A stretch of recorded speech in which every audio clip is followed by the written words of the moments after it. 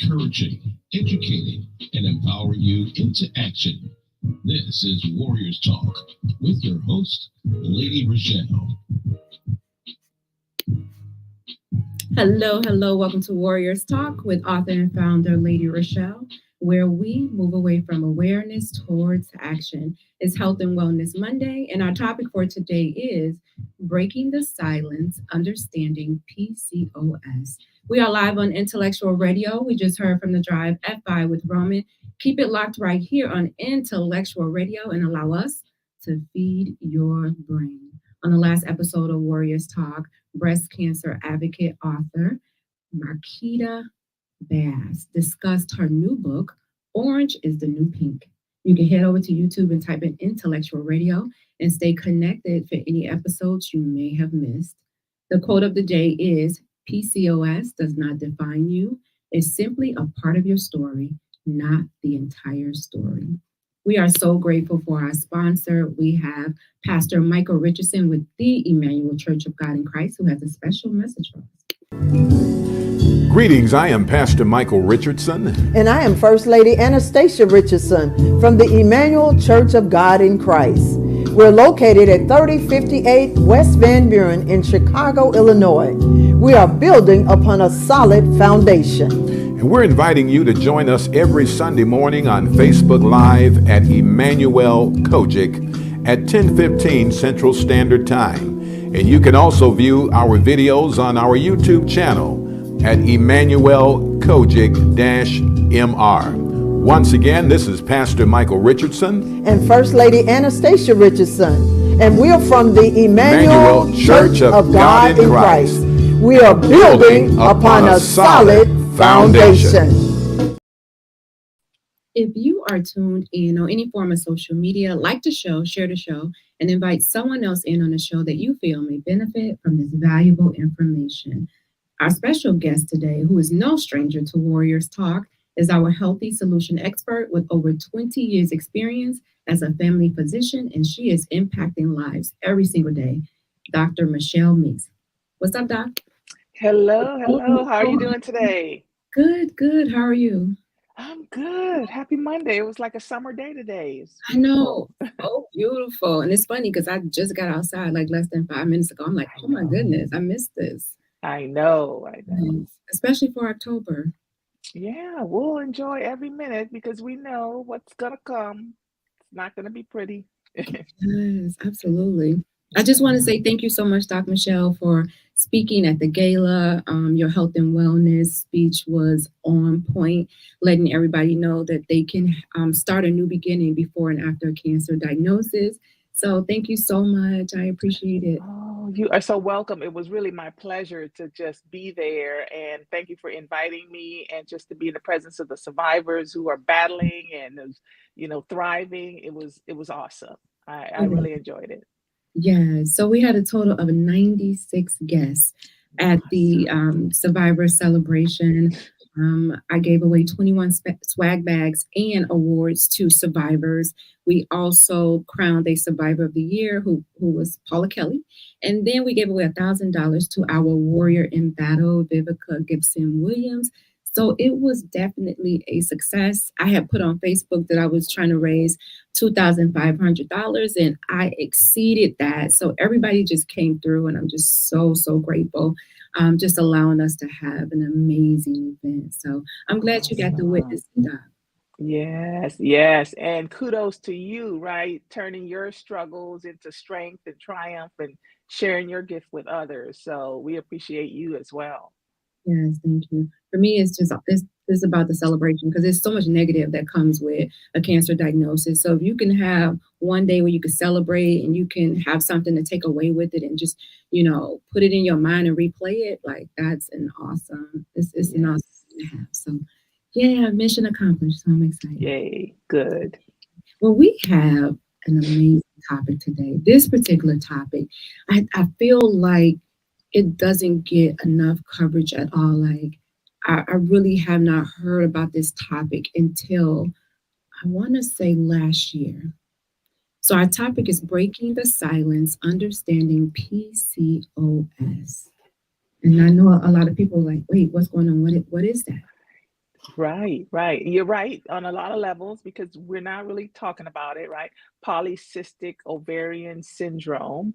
You really don't, no one talks about it unless it's affecting them, right? And so people don't know what it is. They may have heard that acronym before, but not sure what it is. And I mean, in simple terms, it's really a hormonal imbalance in women. It's, that affects your estrogen, progesterone. We all carry some male hormones as well, but for women with PCOS, they carry too many male hormones called androgens, and it just really puts your body out of balance, and you can have specific symptoms related to that. But no one really talks much about it. But I'm glad that you're bringing it up, and we can sort of delve into exactly what it is, who it affects, and how you can be evaluated for it. Yes, yes. It says PCOS affects 7 to 10% of women in their childbearing age. I'm like, oh no. Yeah, that's like 5 million women, right? And it's quite common. And, just to kind of jump into some of the symptoms, because some of the symptoms a lot of women might experience and just think it's really nothing, right? The first thing is irregular periods, right? So irregular menstrual cycles. How many women don't have that at some point in their lives, right? But there's other symptoms that may come along with that make us think, oh, well, maybe there's something else going on, right? So irregular menstrual cycles is one of them. And what really polycystic ovaries, is that your ovaries are not making the hormones that it should in a normal, regular, cyclical way. It produces too much estrogen at some points, too much androgen, those male hormones at other points. Sometimes if it's producing too much estrogen, you're not really ovulating. And ovulation is when your ovary matures an egg, right? That egg then gets released and travels to your uterus, waits for sperm. If there is no sperm, then you have a menstrual cycle. And that's kind of the cycle that should happen. But with PCOS, your ovaries aren't making and maturing that egg like it should. So you end up making like a lot of little eggs that then turn into cysts in your ovaries. And those cysts then produce this hormonal imbalance.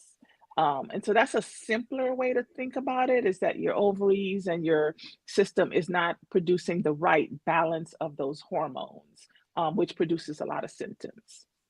I heard somebody explain it like your brain and your ovaries have a miscommunication. So it's like, oh, the ovaries are doing their own thing and not listening to the brain. Yeah, that's part of it too, because the brain signal, right? Everything happens from the brain, right? So the brain signals our ovaries to produce the right hormones in the right way at the right time. And when that is out of alignment, you can have this problem with the ovaries. We're not really sure what causes that to happen. What's the first thing that causes that misalignment, that causes you to not produce the hormones in the right way? We know there are certain things that are kind of linked, but there's no real specific cause.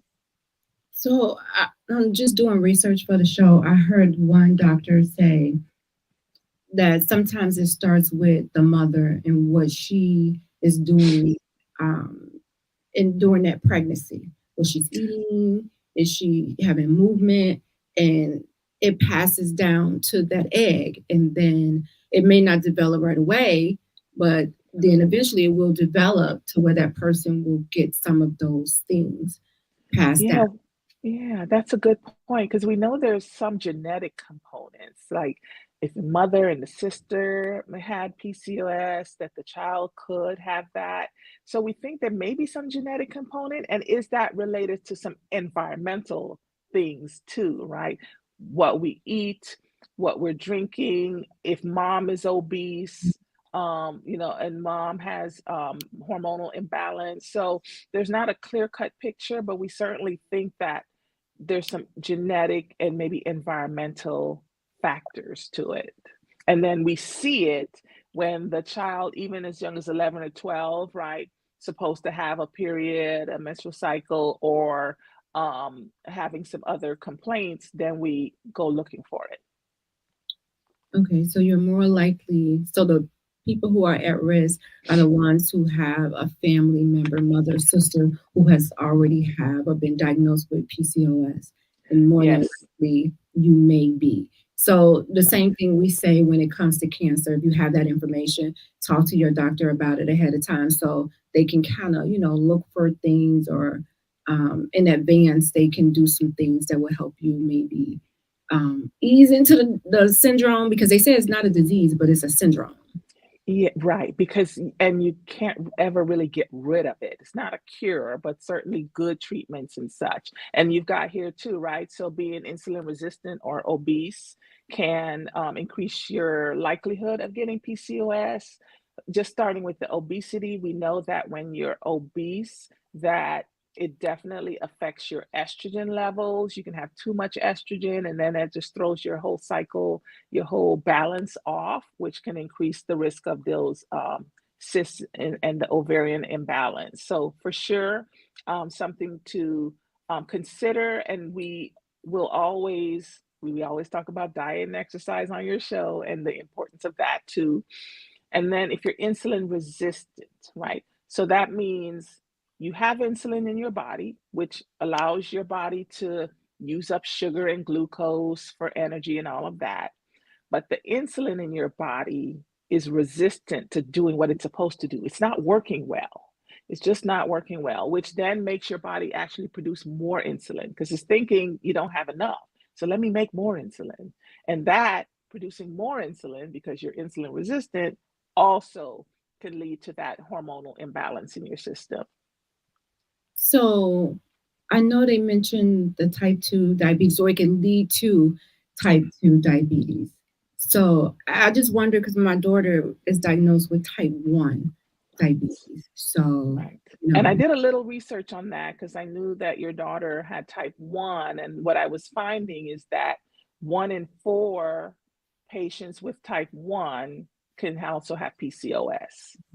So not unusual. That's 25% of women with type 1 can have PCOS. And in that case, it could show its head when that young lady or is trying to now have a menstrual cycle and it's irregular, right? Other symptoms of PCOS like acne, excess hair growth, sometimes dark skin changes, all of those can signal to a physician that maybe there's some hormonal imbalance, and then we check labs and we do other things. So here's my thing. So her endocrinologist, I love her. She's a Awesome. Black doctor, and she's just awesome. Like, she listens to her, and anything that she needs to help her manage it better, she makes sure she gets it. So she has the skin tags you was talking about.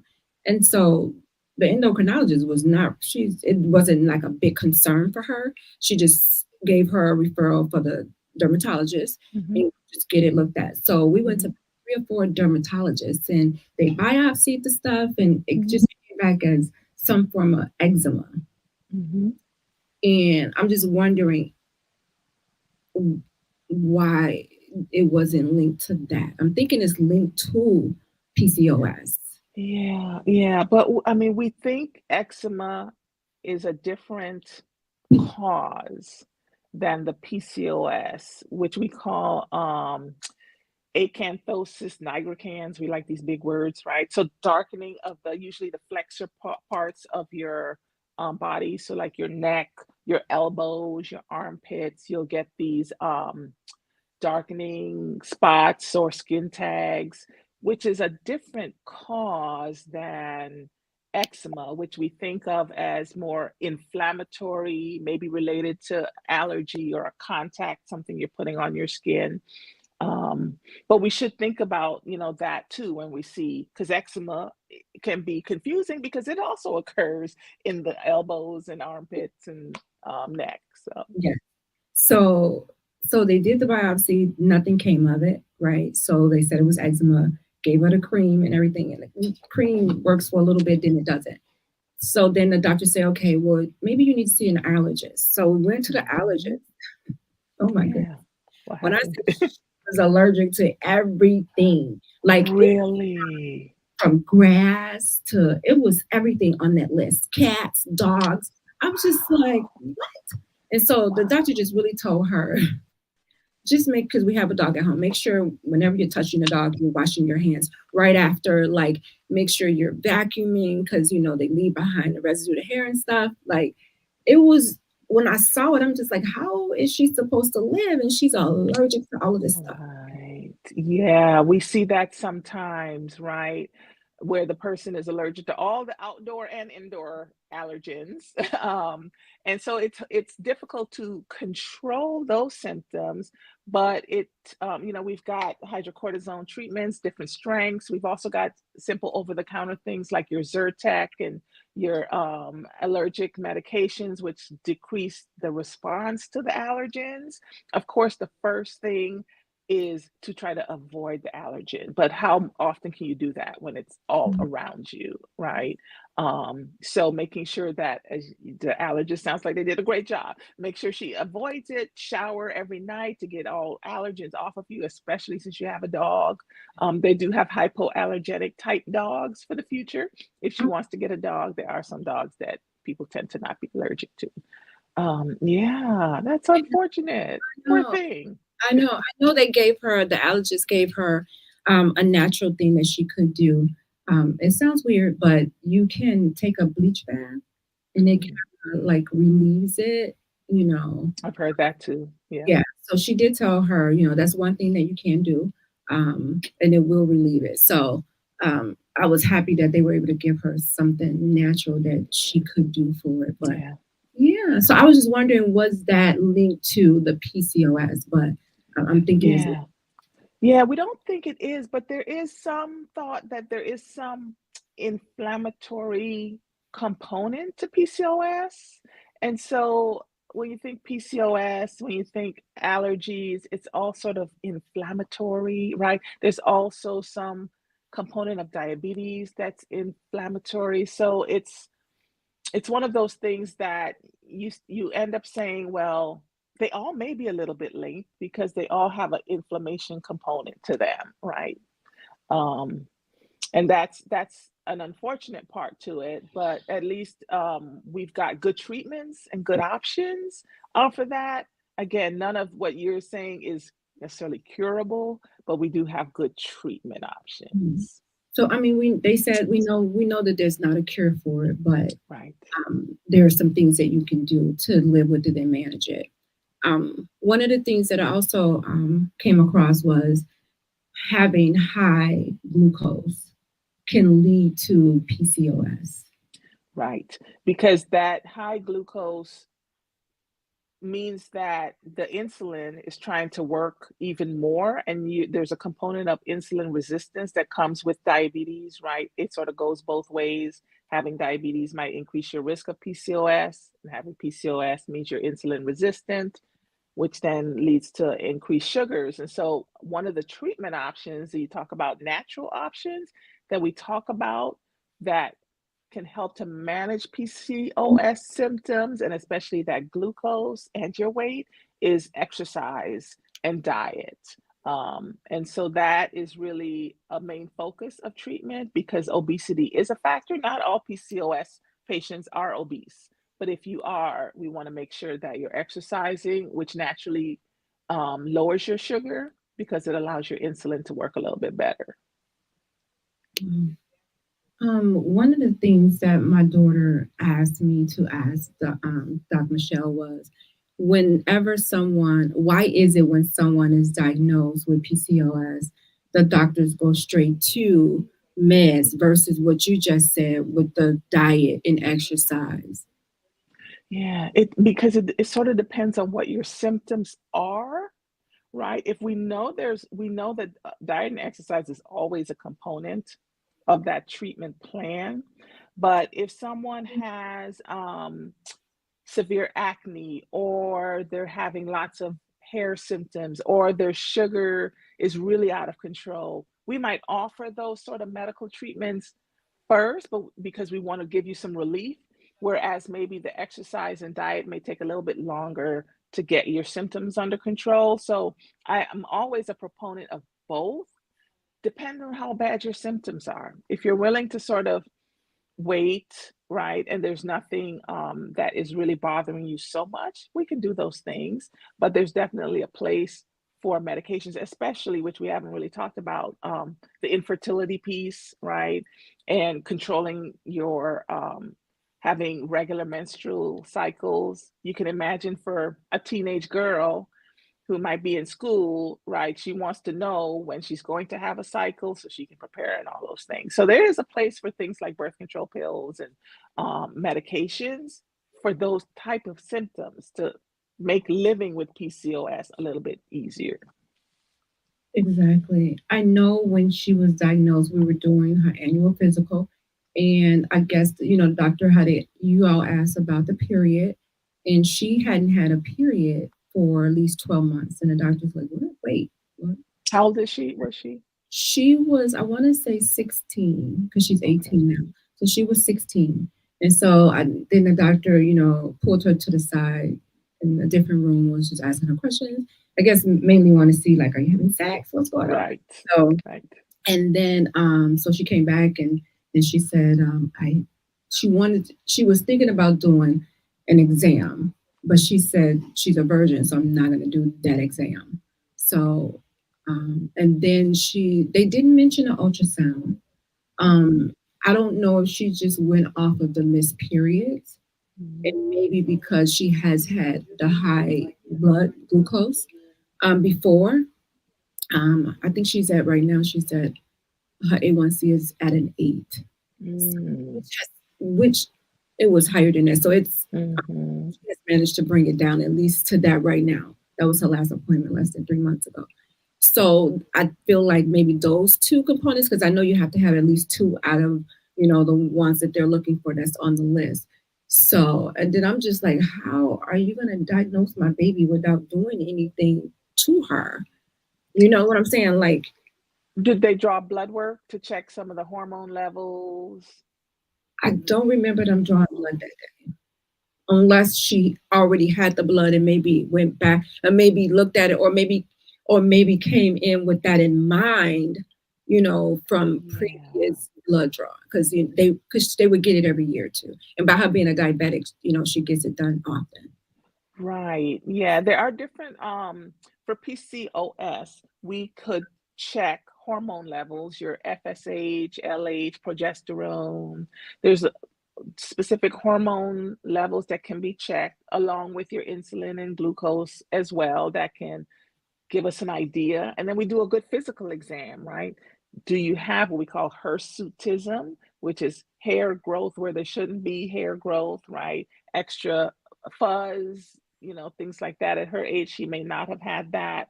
The changes to the skin, things like that, we all look for to make the diagnosis. But the diagnosis should come along with some of that blood work, because we also want to check your cholesterol, which can be out of whack too. I heard that too. Yeah. I'm sorry. Yeah. I did hear that too with the cholesterol. Right. Yeah. So we should, she should be checking all of that just to make sure that all the bases are covered. The endocrinologist should be all over that. Yeah. And you can ask about that at the next visit. The endocrinologist she was blood work all the time, right? And gives it. And since I have the HMO, I have to give it to the general doctor.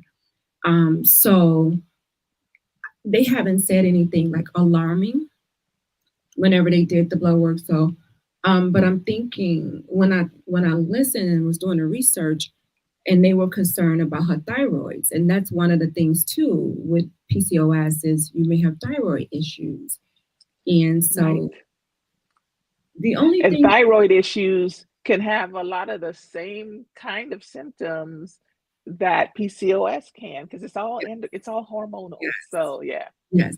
Trust me, my daughter, she's been researching, like, Mom, she's trying to figure out, what's going on with me.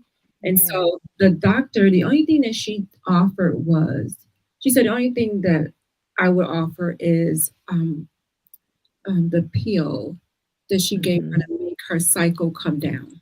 Right. So she took it, the cycle came down, and then she said she didn't have to take it anymore. She wanted to see if it would come regularly, and it did. It started coming on its own. So yeah. Right. So Good point. Yes, because once you take a contraceptive or a estrogen progesterone yeah, pill and we induce ovulation that one time, sometimes that gets the ball rolling and you yeah, don't need it again.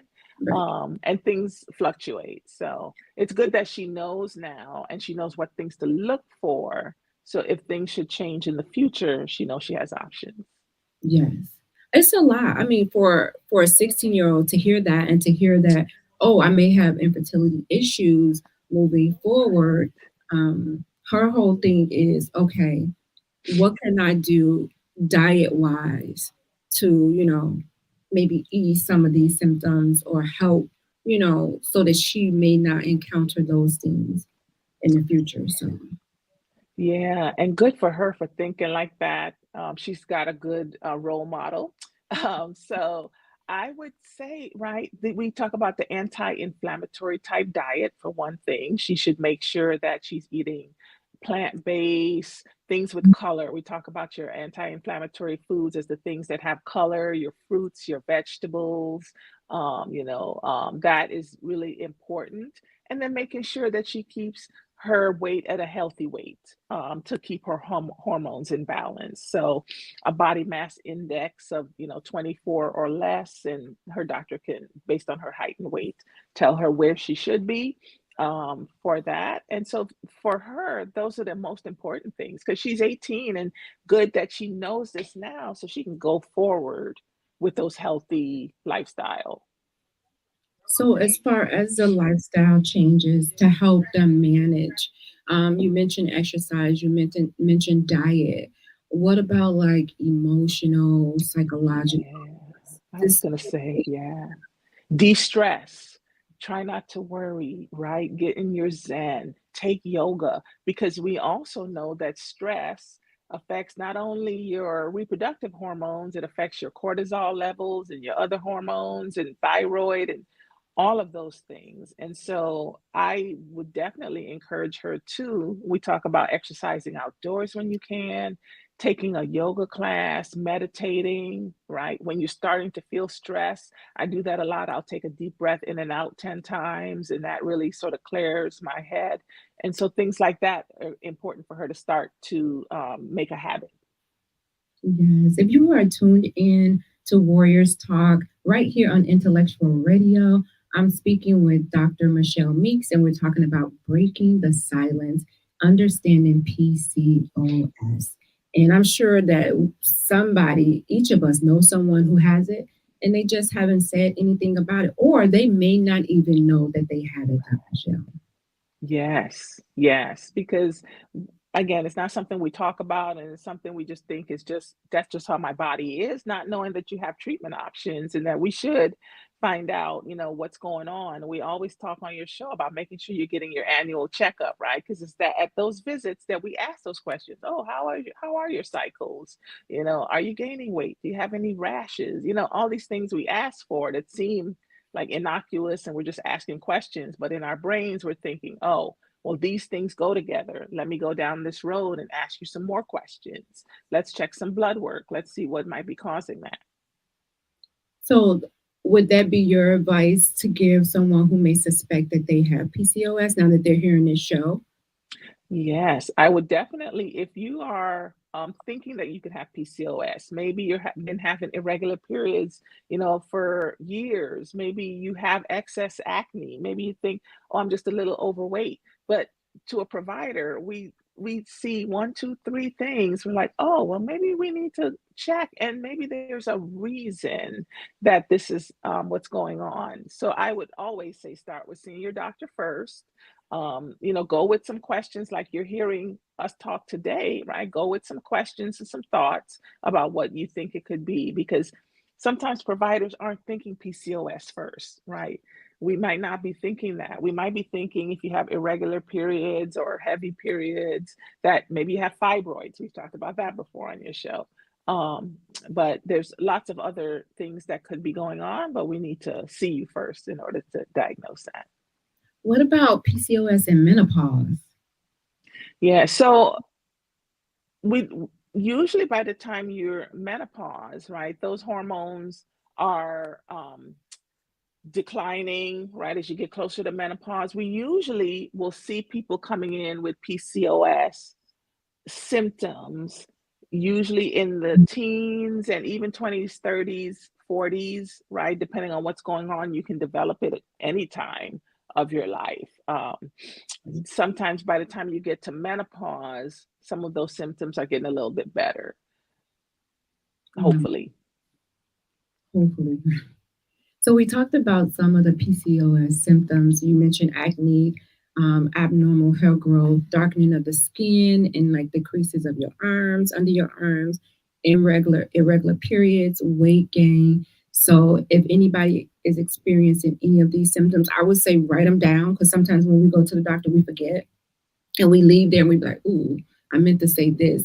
Write those symptoms down. And when you go to the doctor, or even email a doctor ahead of time, we all have the portal. You can email the doctor ahead of time and say, hey, this is what I've been dealing with.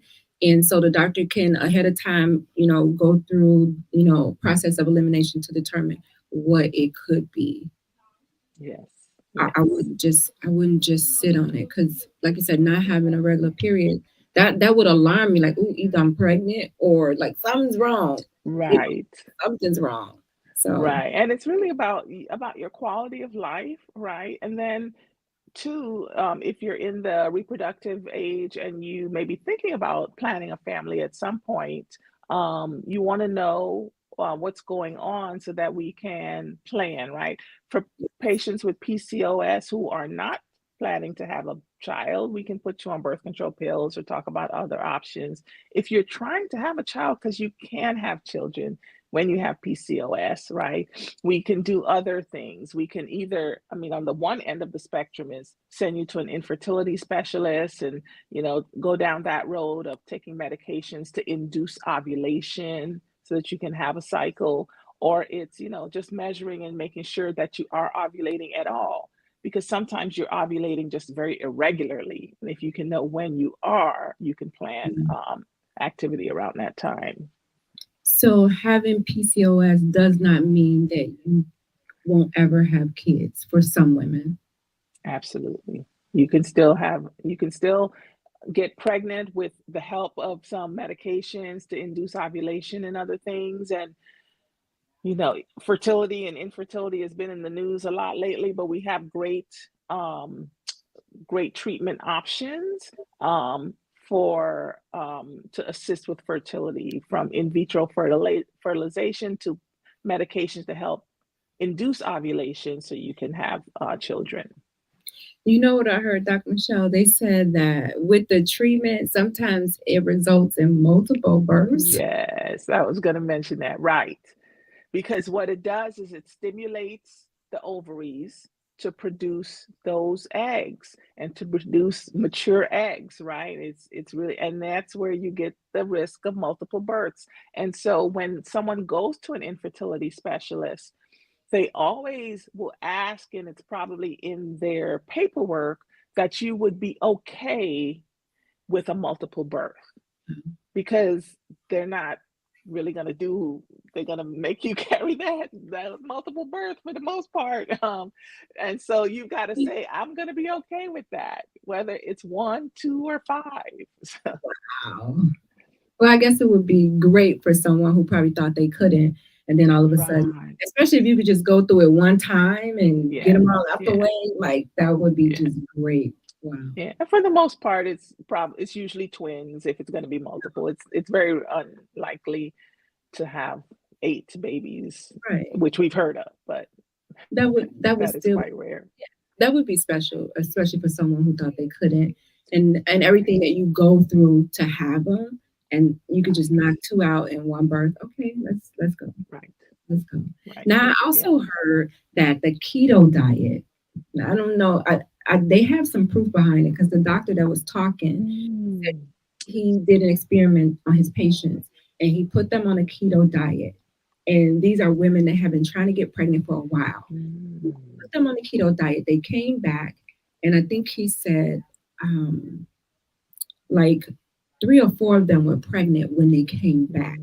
Just I doing have not heard that. You're gonna have to send that to I'm me. gonna send you the video. Yeah, Yeah, so I can look at that. yeah. I enjoyed it. I was like, oh wow. So and these were women that were trying for a while to get pregnant, and then once they did the keto diet, then they were able to get pregnant. Interesting. Interesting. I wonder if with that, if they check hormones, the hormone levels before and during and after the diet, just to see how it's affecting Mhm. those hormone levels, right? Yeah. Because that's something definitely to think about, right? Because again, we think of food as medicine and food is medicine. And so if we think about it that way, there's definitely a place for that in all these medical problems that we talk about. We talk about that a lot, right? We can write a prescription, but we don't want to have to do that. Yes, absolutely. I want to get into some of these myths that come along with PCOS. Because there's a lot of them out there that would have people scared out of their minds when they hear about PCOS. So we want to clear up some of these myths Yes, that are out there.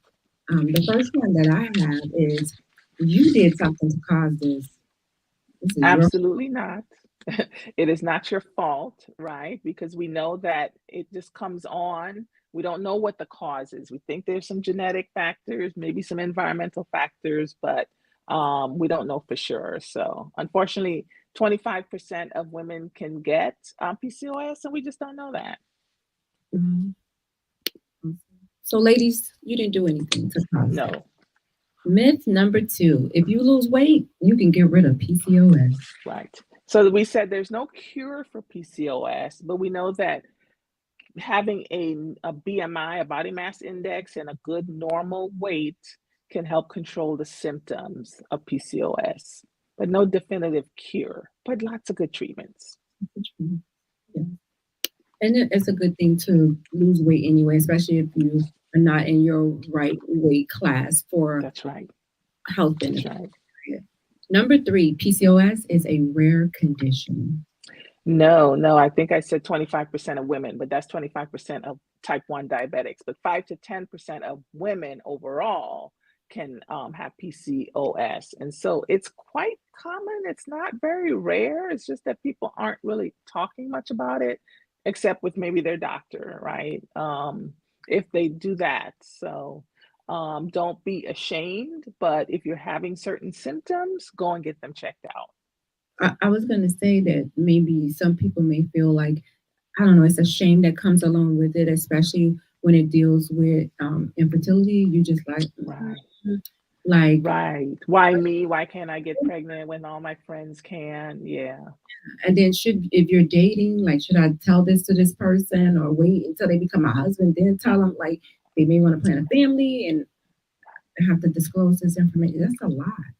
That is a lot. But again, getting back to there's so many great options for infertility now, right? And even um, simple things like we talk about lifestyle, de-stressing, exercising, those things can relax you enough to get your hormones in balance.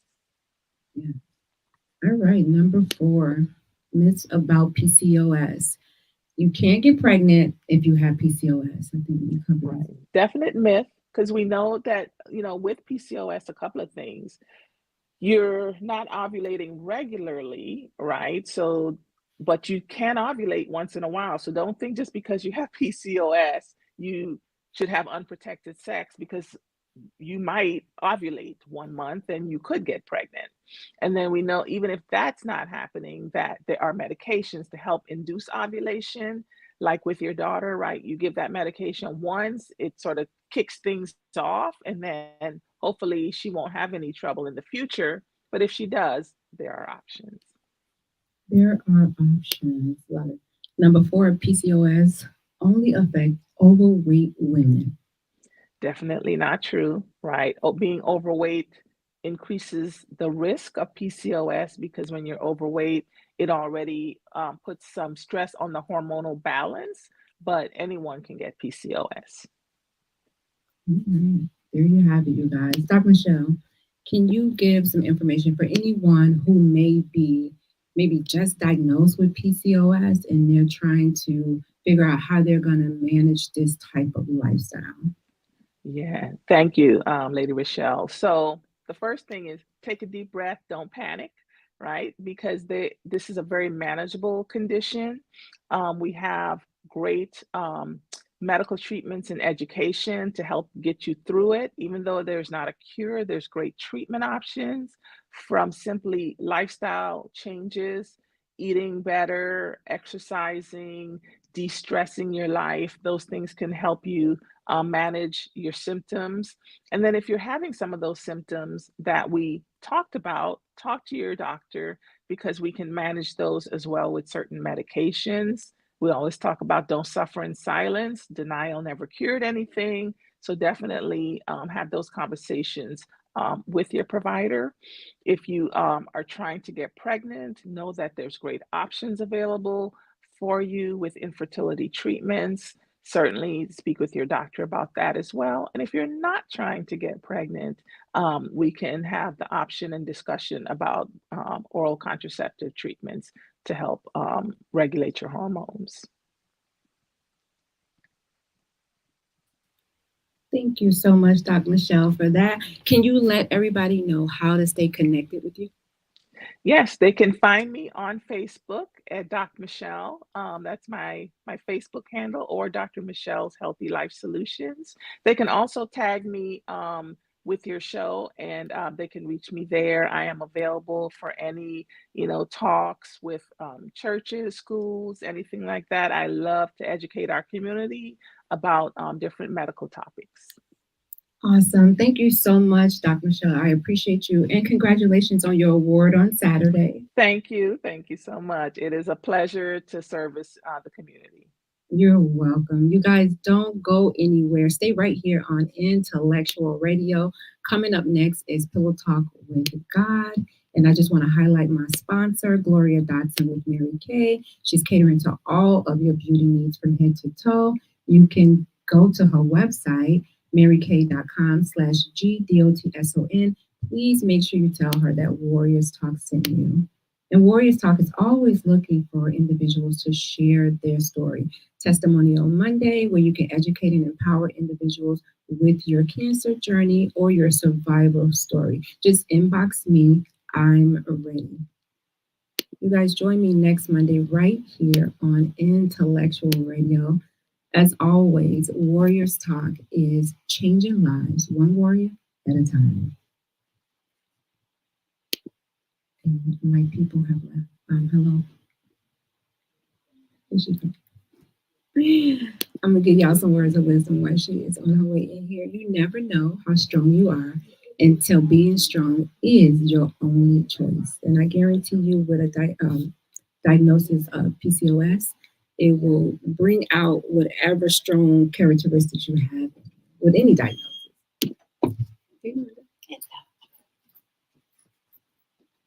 All right, you guys, I will see you next Monday right here on Intellectual Radio at 6 p.m. This week's edition of Warriors Talk with Lady ReShell. To find out more about Warriors Talk, follow at Warriors Talk, the number 1, on all social media outlets, and Warriors Talk with Lady ReShell on YouTube.